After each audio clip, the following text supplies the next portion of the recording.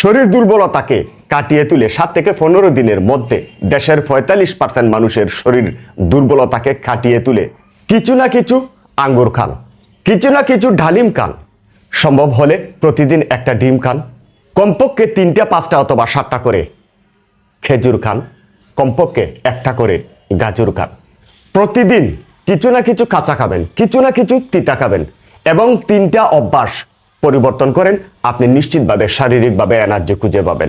8টায় খাওয়া 10টায় ঘুম, পারলে 7টায় খাওয়া 10টায় ঘুম, পারলে 6টায় খাওয়া 10টায় ঘুম। শরীরের এনার্জি 90% ক্রিয়েট করতে পারবেন। সকালে ঘুম থেকে উঠে কিছু না কিছু শারীরিক পরিশ্রম করবেন, শারীরিক ব্যায়াম করবেন। সকালে ঘুম থেকে উঠেই কিছু না কিছু কাঁচা সুলাবুট খাবেন। সাদা পানি দিয়া সিদ্ধ করে কমপক্ষে 2 থেকে 3 কোয়া রসুন খাবেন, শারীরিক এনার্জি খুঁজে পাবেন।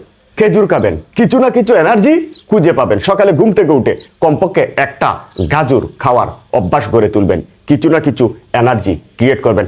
আস্তে আস্তে দেখেন, আমি যে খাদ্য তালিকার কথা বলেছি, আস্তে আস্তে করে দেখবেন 7 থেকে 15 দিনের মধ্যে আপনার দুর্বলতা চলে গেছে।